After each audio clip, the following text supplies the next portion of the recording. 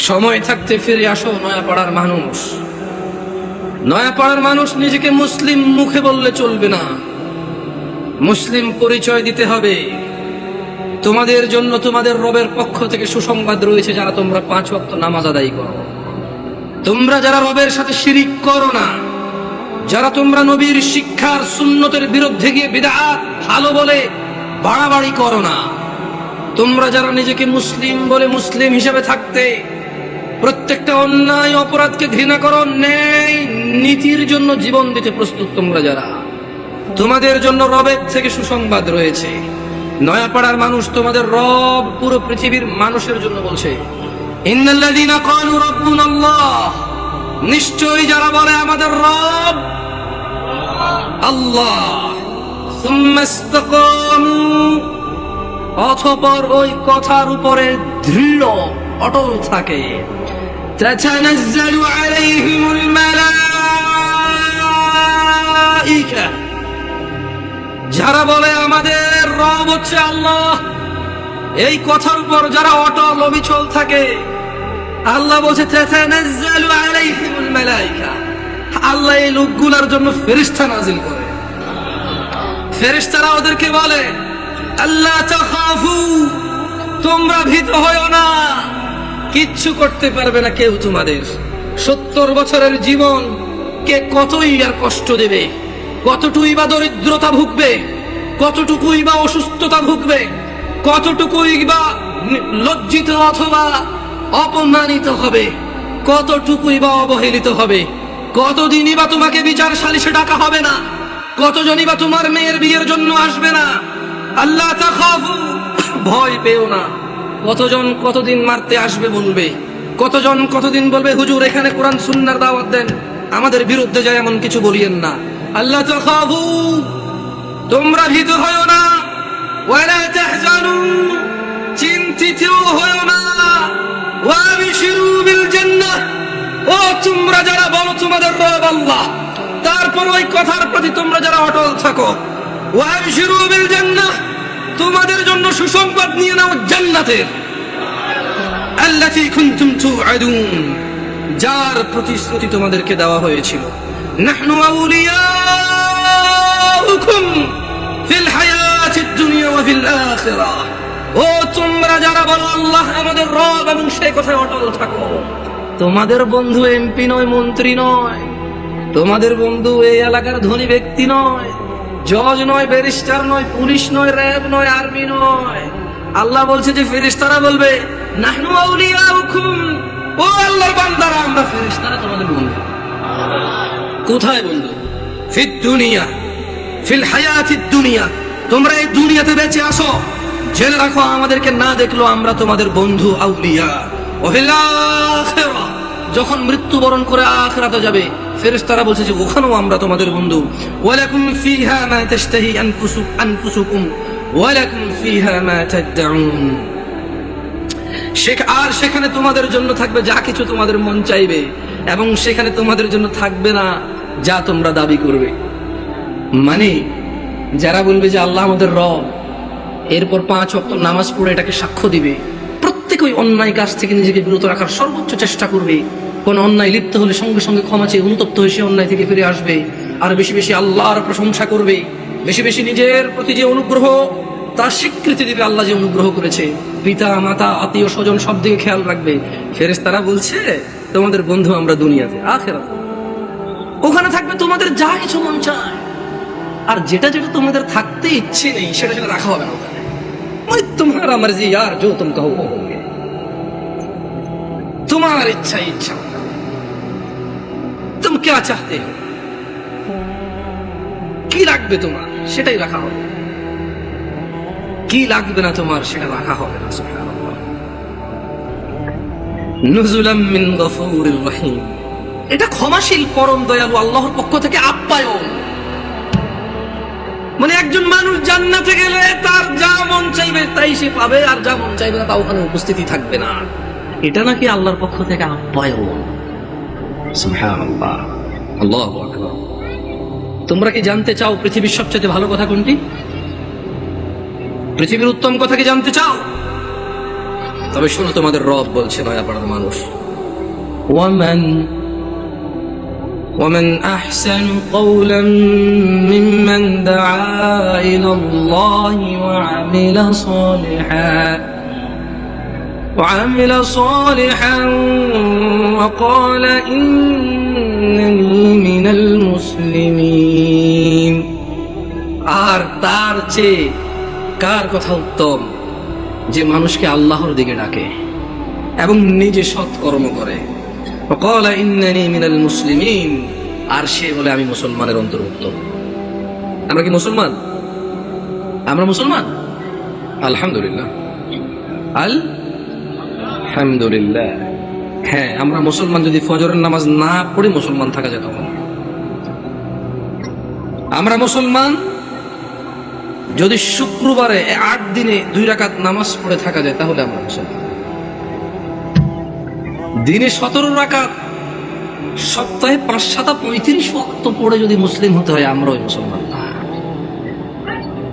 ওই ইসলাম অনেক কঠিন। একটু বাচ্চা কাচ্চাগুলোকে যদি একটু শান্ত হতে বলা যায়, তবে কেউ ধমক দেওয়ার দরকার নয়। ছোট ভাই শোনো, তোমরা, হ্যালো ছোট ভাই, তোমাদেরকে বলছি, এই ছোট ভাই, তোমরা এইভাবে চিল্লাচিল্লি করিও না, কেমন?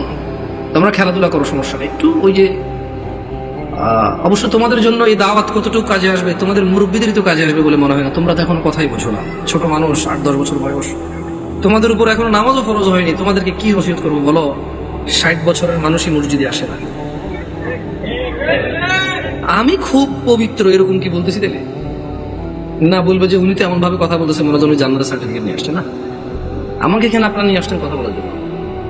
আর আমার কথা বলার আন্দাজ হচ্ছে যে সামনে যারা আছে তাদেরকে নিয়ে কথা বলবো। এর মানে এই নয় যে আমি এখান থেকে বাইরে আছি। আমি নিজেকে সহযোগ করে কথা বলবো। কেমন? নয়াপাড়ার মানুষ, শুকরিয়া আদায় করো যে তোমরা মুসলমানের ঘরে জন্ম হয়েছে। আলহামদুলিল্লাহ। আজকে এখানে যেই ন্যায় এবং অন্যায়ের বিষয়ে আলোচনা হবে তা প্রত্যেকটা মানুষের জন্য প্রয়োজনীয়, অত্যন্ত জরুরি। কিন্তু তোমরা মুসলিমের ঘরে হওয়ার কারণে চিন্তা করেছো আমরা মুসলমান ওয়াজে যাব, যে অন্য কোনো ধর্মের গারো ঘরে হয়েছে সেখানে আজকে আসেনি।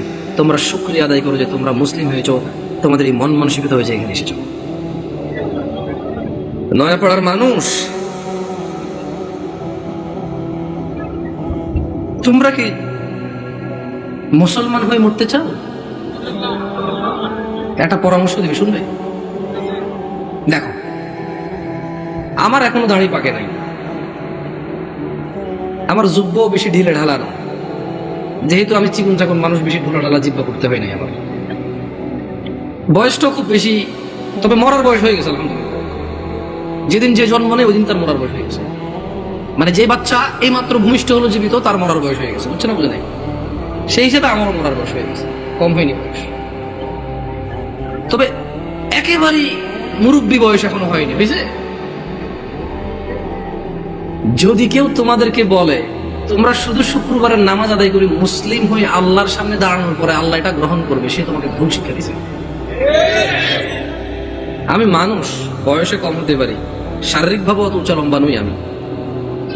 আল্লাহ আমাকে যেরকম করেছে অনেক সুন্দর করেছেন, আলহামদুলিল্লাহ। আমি আমার কদ কাঠি নিয়ে সন্তুষ্ট আছি, আলহামদুলিল্লাহ।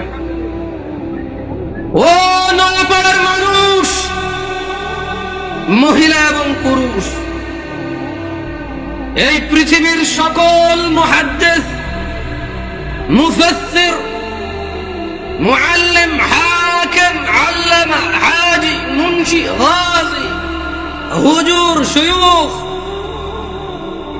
সব যদি এক জায়গায় করো আর যদি ফতোয়া নাও শুধু জুমা পড়ে মুসলিম, ওই ফতোয়া ভুল।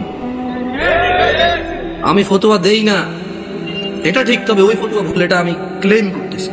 এটা আমি নিজস্ব দায়ভার নিয়ে বলতেছি। কারণ রাসূলুল্লাহ সাল্লাল্লাহু আলাইহি ওয়াসাল্লাম বলেছে, নিশ্চয়ই কুফরি এবং শিরকি আর ঈমানের মধ্যে পার্থক্য হচ্ছে নামাজ। যে নামাজ আদায় করে সে মুমিন, যে নামাজ আদায় করে না সে শিরক করলো, কুফরি করলো, সে জুলুম করলো। তো নামাজ কি শুধু শুক্রবারে মুসলমানদের প্রতি? নামাজ দিনে 5 ওয়াক্ত,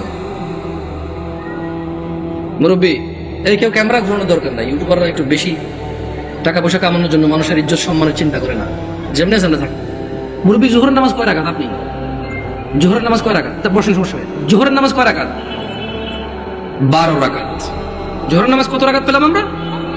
আসর আসর আসর নামাজ 4 রাকাত। মাগরিব 7 না 5? বুঝে দেখেন 5। দেখ, আমার এলাকায় 7 চলে না, আমি বুঝাই দিব কেমনে। এই আপনার বিরক্ত হচ্ছে না তো? একটু ওদেরকে একটু জায়গা, ভাই আপনি চলে আসেন, কেমন মেহমান আসছি, যদি দাঁড়ায় দাঁড়ায় আপ্যায়ন করেন, বলবো যে গেছি গাছি করে, কি অভদ্র লাগে রে ভাই, এসব দাঁড়ায় আছে না। যদি জায়গার সমস্যা হয় তাহলে অসুবিধা নাই। দেখছেন এমন পাম দিছি না, বসে উপায় নেই আপনাদের। আসেন, চলে আসেন। এটা ভদ্রতা, এটা সাধারণ ভদ্রতা যে আপনারা বসবেন, কেমন মানে যখন কেউ কথা বলে আপনারা যখন বসবেন ওর কথা বলার মানে স্পৃহা বাড়ে। আর ঈশান নামাজ কয় রাকাত বলবি? ঈশান নামাজ কয় রাকাত? অসুবিধা না, আপনি বলেন, অসুবিধা নেই। এশা এশা এশার নামাজ কয় রাকাত? এশা এশা সলাতুল এশা, ঈশার নামাজ কয় রাকাত? আরে আমাদের এদিকে তো 15 চলে, আপনাদের এই কত? 9। দেখছেন, মনে কিছু করেন না। আমি আজকে বক্তব্য দিচ্ছি এখানে আল্লাহর কসম, আমার এই সময় থেকে আমি যে কথাগুলো বলবো আগামী 5 মিনিট, আমি শুধু বেনামাজিকে উদ্দেশ্য করে বলবো। কাকে উদ্দেশ্য করে বলবো? নামাজিরা নিজের উপরে নিয়েন না। আমি এবার আমার এলাকা বলি, কুমিল্লা নাঙ্গলকোট। আমার বাড়ি কোথায়? কুমিল্লা নাঙ্গলকোট। আমার এলাকায় ফজরের নামাজ 4 রাকাত। কয় রাকাত? জোহরের নামাজ 12 রাকাত। কত রাকাত? আসরের নামাজ 8 রাকাত। কত রাকাত? মাগরিব 7 রাকাত। কত রাকাত? একটু আমার সঙ্গে সঙ্গে বলিন, কেমন ভালো লাগে শুনতে। ঈশান নামাজ 15 রাকাত। কত রাকাত? 15 রাকাত। আমি প্রশ্ন করলাম আমার আম্মারে, যে আম্মা ফজরের নামাজ 4 রাকাত কেমনে? ও তো 2 রাকাত ফরজ। 2 রাকাত সুন্নত, 2 রাকাত ফরজ, কত হইল?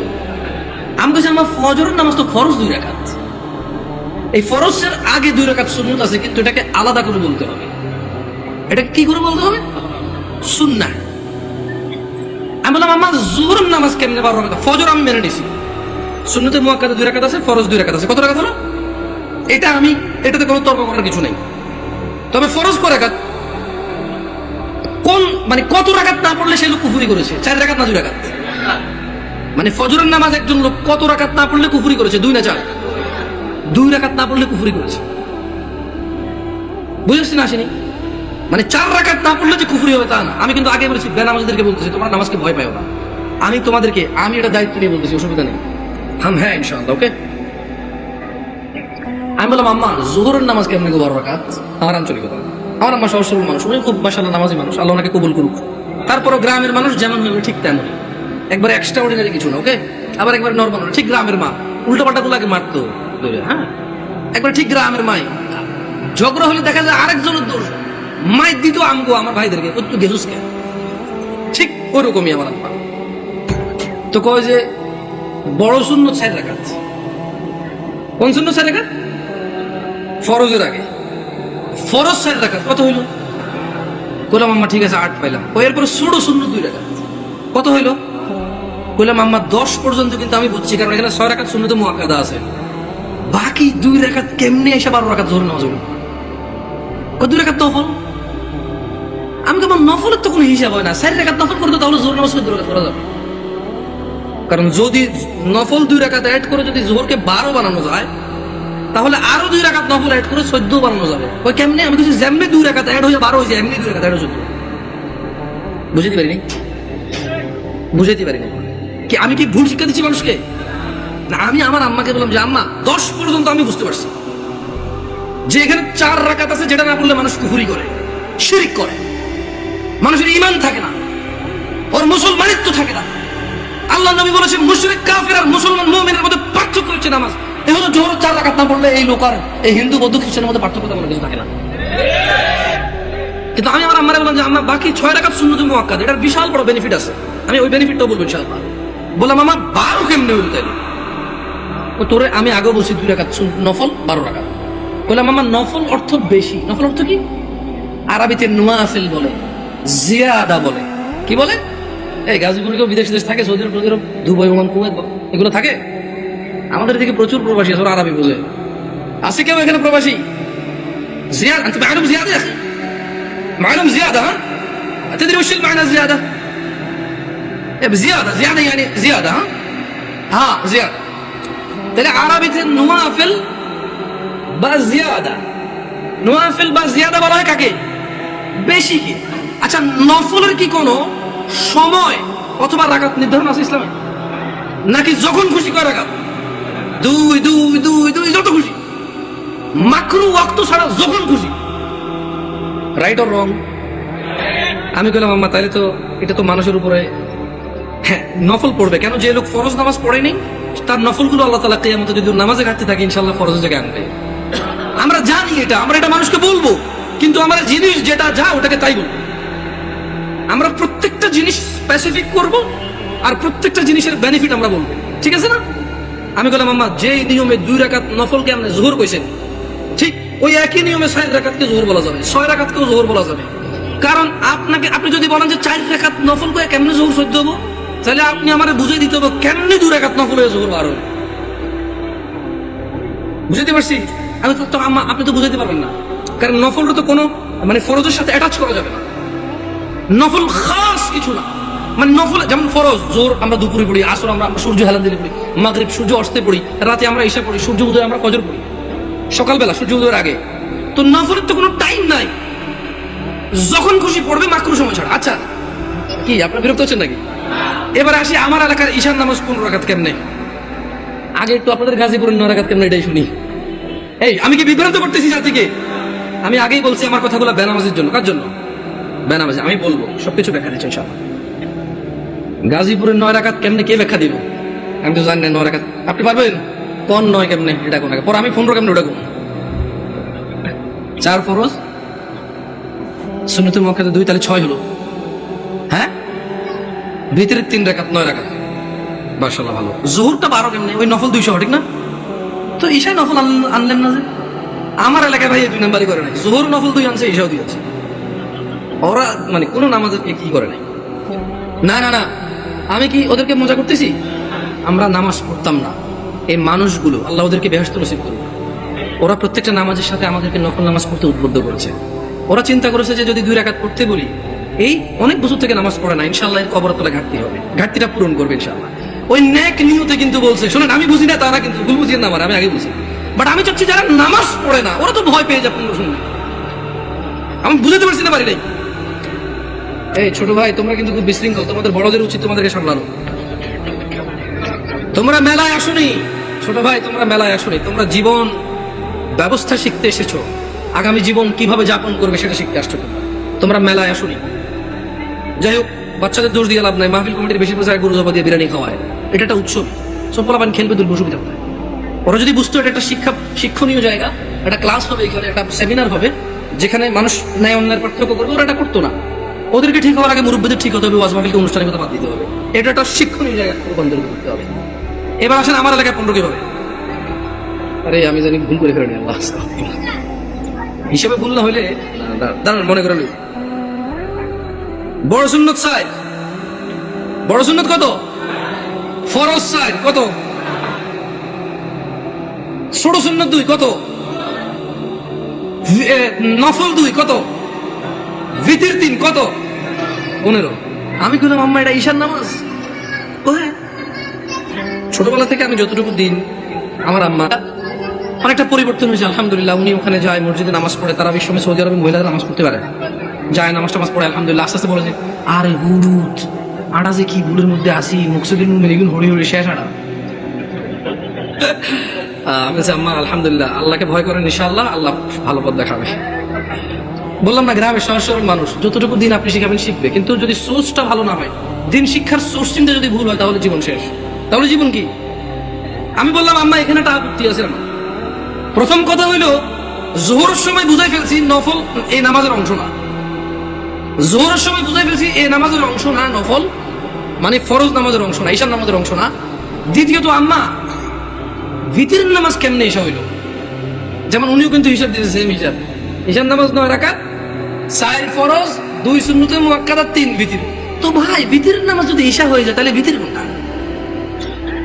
ঈশার নামাজ যদি 9 রাকাত হয় তাহলে ভিতরটা কই? আপনি বুঝেন নাই? যদি আপনি ঈশাকে 9 রাকাত বলেন ভিতর 3 সহকারে, তাহলে আগামীকালকে যদি একজন বলে যে জোহর 8 রাকাত, মানে 4 রাকাত জোহর আর 4 রাকাত আসর মিলে 8 রাকাত একসাথে পড়ে ফেলা, এক হয়ে যাবে। আপনাকে বুঝতে হবে যে ঈশার আজান দিলে মানুষের উপরে ঈশার সালাত ফরজ হয়ে যায়। ভিতরের সময়টা শুরু হয় ঈশার নামাজের পরে। যদি কোনো লোক ঈশা পড়ে, তার জন্য ঈশা পড়ার পর থেকে ভিতরের টাইম শুরু হয়েছে। এবারে সেটা ফজরের আগ পর্যন্ত সময় পায়। কি ভুল ব্যাখ্যা দেই নাই তো মুরব্বি? আমি বলে দিচ্ছি, না বুঝলে অসুবিধা নাই, ভুল বুঝিয়েন না। না বুঝলে কোনো অসুবিধা নাই, ভুল বুঝিয়েন না। তাহলে ভিতরের নামাজ ঈশার নামাজের সাথে কেন সম্পৃক্ত হলো? কারণ ঈশার নামাজ না হইলে ভিতরের সময় আসে না, ভিতরের সময় শুরু হয় না। বুঝতে পারছেন না? পারেন নাই?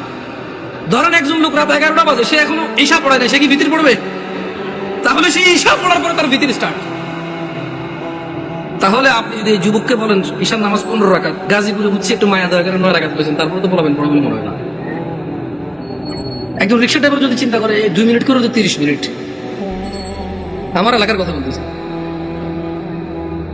শোনো, তোমরা যারা দরিদ্র এবং ধনী, যারা তোমরা সালাত আদায় করো, নয়াপাড়ার মানুষ তোমাদের নবী মুস্তাফা সাল্লাল্লাহু আলাইহি ওয়াসাল্লাম মৃত্যু সজ্জায় বারবার উঠে বলেছে সালাহ সালাহ সালাহ, নামাজ নামাজ নামাজ। এই নামাজ তোমরা যারা আদায় করো না, তোমরা জেনে রাখো নয়াপাড়ার মানুষ, ও নয়াপাড়ার মহিলা ও পুরুষরা, ধনী দরিদ্র, সুস্থ অসুস্থ, তোমরা যেই হও না কেন, তোমাদের উপর তোমাদের রব দিনে 17 রাকাত নামাজ ফরজ করেছে। তোমাদের মধ্যে যে কোনো ব্যক্তি দিনে, পুরা দিনে সকাল থেকে রাত পর্যন্ত এই 17 রাকাত নামাজ আদায় করবে না, যে সে তার রবের সাথে কুফরি করেছে, রবকে অস্বীকার করেছে। ক্ষমা চাও তোমাদের রবের কাছে। আজকের এই মাহফিল তোমাদের জীবনের নামাজ ত্যাগের ইতির দিন হোক। আজকের এই নয়াপাড়ার মাহফিল তোমাদের জীবনের 5 ওয়াক্ত 17 রাকাত নামাজের সূচনার দিন হোক। ও নয়াপাড়ার মানুষ, তোমরা যারা দিনে 5 ওয়াক্ত 17 রাকাত ফরজ আদায় করো, এই 17 রাকাতের সাথে তোমরা যারা ফজরে 2 রাকাত সুন্নত, জোহরে 6 রাকাত সুন্নত, মাগরিবে 2 রাকাত সুন্নত, ইশায় 2 রাকাত সুন্নত, তোমরা যারা পুরো দিনে মাত্র 12 রাকাত সুন্নতে মুআক্কাদা পড়ো, খুশি হয়ে যাও। তোমাদের মুস্তাফা সাল্লাল্লাহু আলাইহি ওয়াসাল্লাম, তোমাদের ভালোবাসার নবী বলেছে, যে ব্যক্তি দিনে 12 রাকাত সুন্নতে মুআক্কাদা আদায় করবে, তার জন্য আল্লাহ প্রতিদিন জান্নাতে একটা ঘর বানাবে।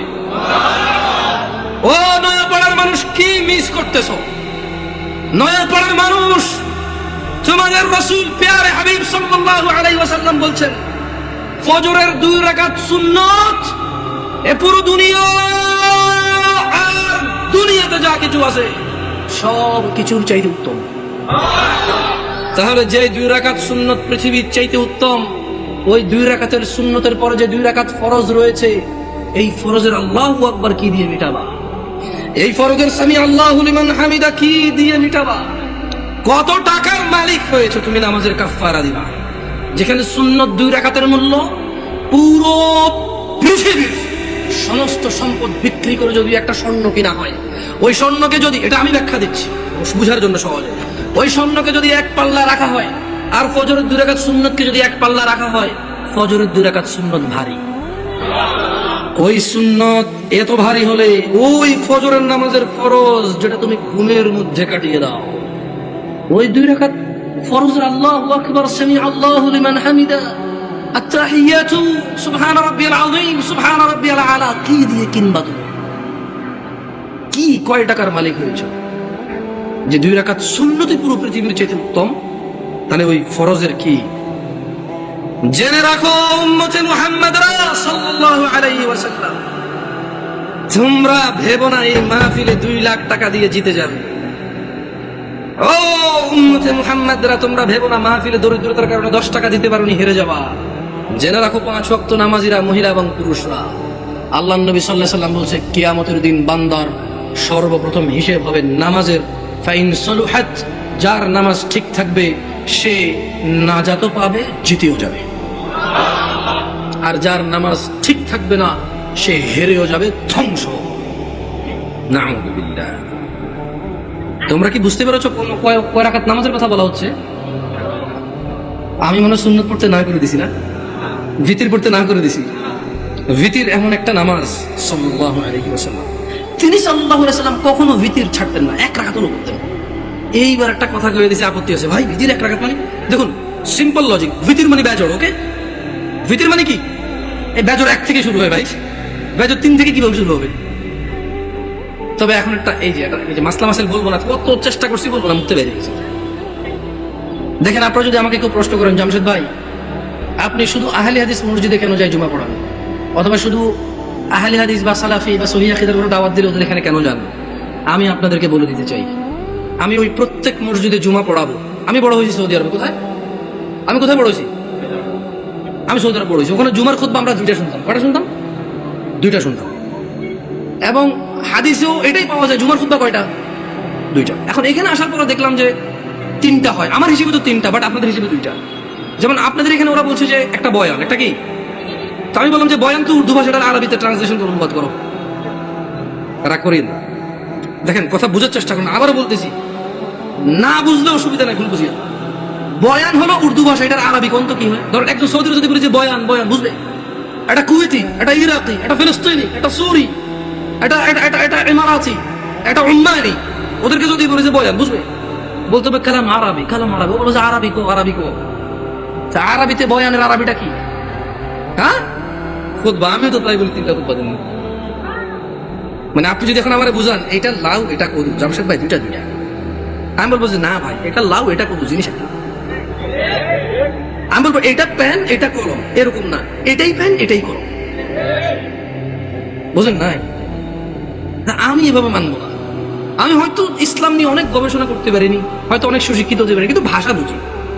উর্দু ভাষা আমি বুঝি, আরবি ভাষা বুঝি, বাংলা ভাষা।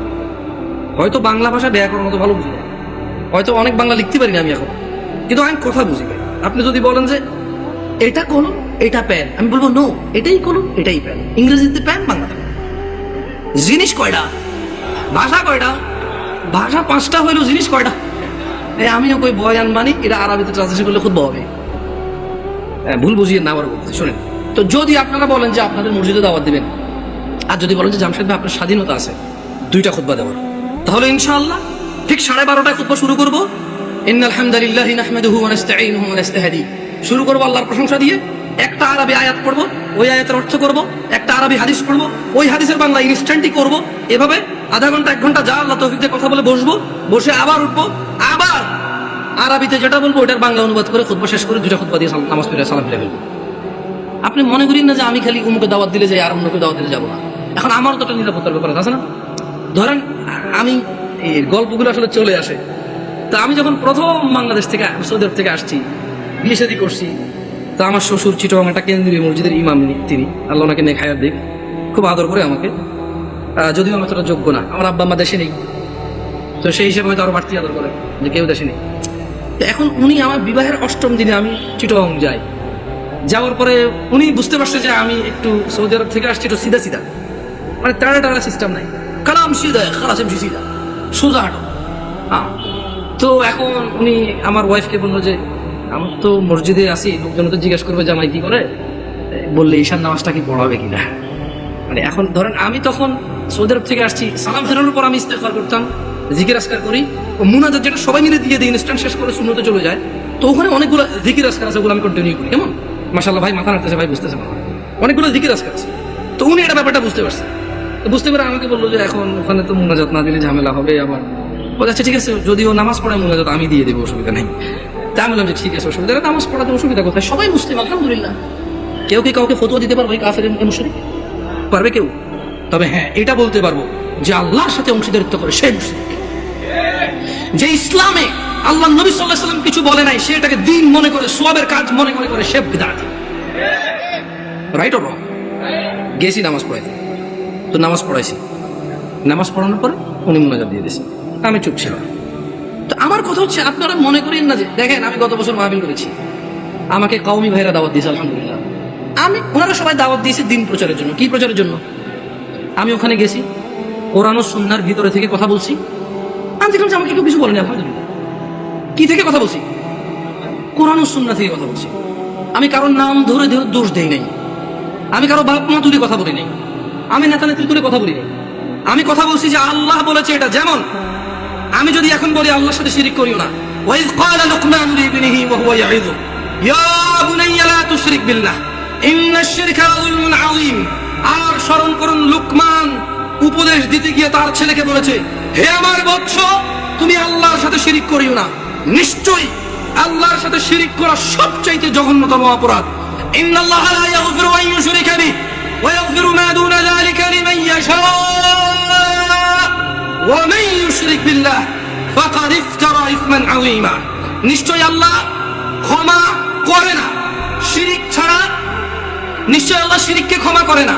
এছাড়া মানুষের এ টু জেড যত গুনাহ আছে সব গুনাহ ক্ষমা করে দেয়। ওয়া মান ইউশরিক বিল্লাহ, যে ব্যক্তি আল্লাহর সাথে শিরিক করলো, ফাকাদ ইফতারা ইসমান আযীমা, সে পৃথিবীর জঘন্যতম মহাপাপ রটনা করলো। আমি যদি বলি আনাস ইবনে মালিক রাদিয়াল্লাহু আনহু عن النبي صلى الله عليه وسلم قال يقول الله تعالى لأهون أهل النار عذابا يوم القيامة। আমি যদি এখন বলি যে আল্লাহ তাআলা বলেছে তিনি শিরকের গুনাহ ছাড়া সব গুনাহ ক্ষমা করে দেবে, শুধু শিরকের গুনাহ ক্ষমা করবে না, যে ব্যক্তি শিরিক করবে সে পৃথিবীর সবচেয়ে বড় পাপ রটনা করলো, এতে কওমি দেওবন্দি সুন্নি কারো অসুবিধা আছে? আমি আমার মাহফিলে এভাবে বলছি। আমি এটাও ডিক্লারেশন করেছি, আমি গোপন করিনি। আমি বলেছি আল্লাহর ঘর ছাড়া ইবাদতের কোনো ঘর নেই। আমি কারো নাম ধরিনি, আমি ধরতেও চাই না। তোমরা যারা অপছন্দ করো, তোমাদের ব্যাপার, তোমাদের পছন্দের যায় আসে না। 70 বছর 60 বছর, আরে আজকে এখনো 30 বছর হয় নাই, 30 বছর হবে কিনা এটাই তো জানি না, বয়স কত পর্যন্ত যাবে। তোমার ঘৃণায় কি আসে আর তোমার ভালোবাসায় কি আসে? আল হুব্বু লিল্লাহ ওয়াল বুগদু লিল্লাহ। ভালোবাসা আল্লাহর জন্য, ঘৃণা কার জন্য? আল্লাহর জন্য।